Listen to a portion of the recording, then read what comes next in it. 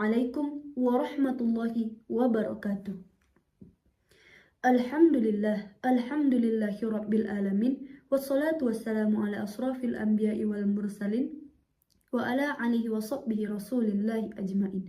Amma ba'du.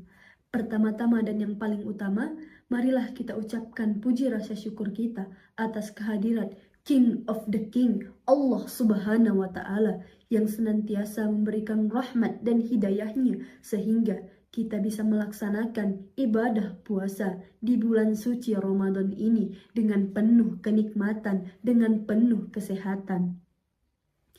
Tak lupa pula salawat bertangkaikan salam kita hadiahkan kepada junjungan kita Nabiullah Nabi Muhammad sallallahu alaihi wasallam. Allahumma salli wa sallim wa barik alaih, yang mana telah membawa kita dari zaman kegelapan menuju zaman terang benderang yang disinari dengan iman dan Islam. Perkenalkan, nama saya Nabila Humairah, perwakilan dari kelas 1010 Madrasah Aliyah Negeri 1 Medan.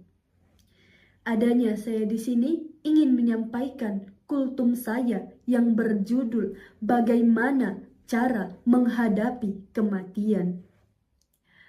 Para hadirin yang dirahmati Allah Subhanahu wa Ta'ala, kita sama-sama mengetahui bahwa adanya kehidupan maka adanya kematian.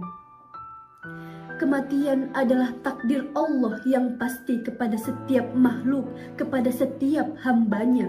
Tiada hamba dan makhluk yang bisa melewatkan kematian, yang bisa mengelakkan sakitnya sakaratul maut. Kematian adalah gerbang pertama kita menuju ke akhirat. Memang prosesnya tidaklah mudah, tidaklah sesingkat, tidaklah semudah kita membalikkan telapak tangan.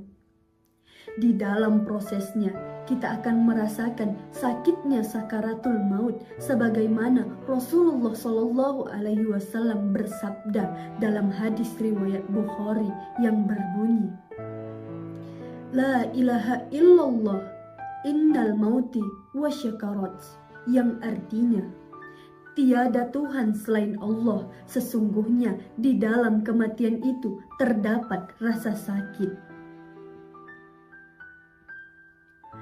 Pada saat malaikat Israel akan mencabut nyawa kita, maka nafas kita akan tersenggal, mulut akan terkunci, badan tak akan berdaya lagi, bahkan pintu taubat pun akan tertutup.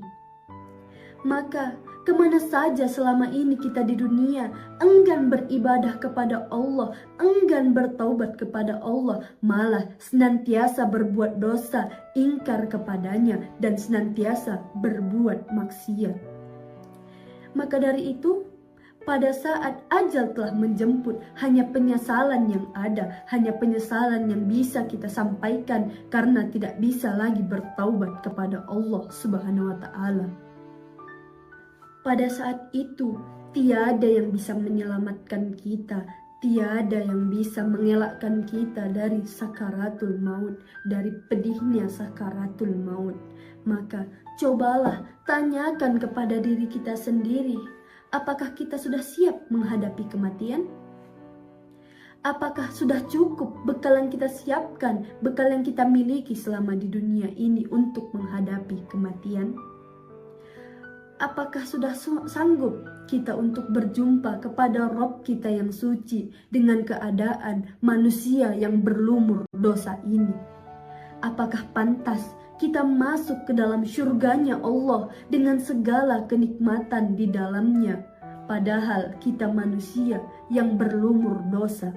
Maka para hadirin dan hadirat yang dirahmati Allah Subhanahu wa Ta'ala, janganlah sampai kita termasuk ke dalam golongan-golongan orang yang enggan beribadah, bertakwa, beriman kepada Allah.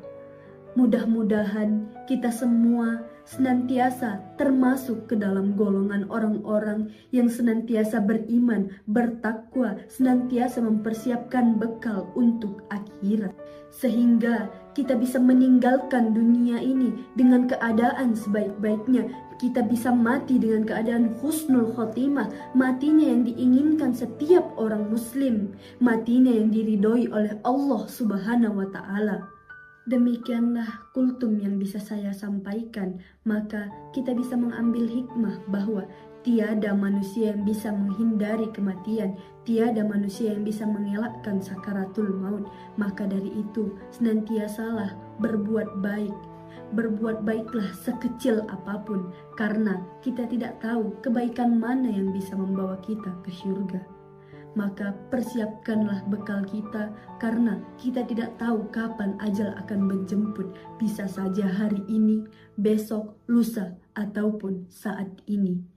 Mungkin ini saja yang bisa saya sampaikan. Lebih dan kurangnya saya mohon maaf. Saya mohon ampun kepada Allah Subhanahu wa Ta'ala, karena yang benar datangnya dari Allah, yang salah datangnya dari hambanya. Saya akhiri dengan wallahumma aqwamit thoriq. Wassalamualaikum warahmatullahi wabarakatuh.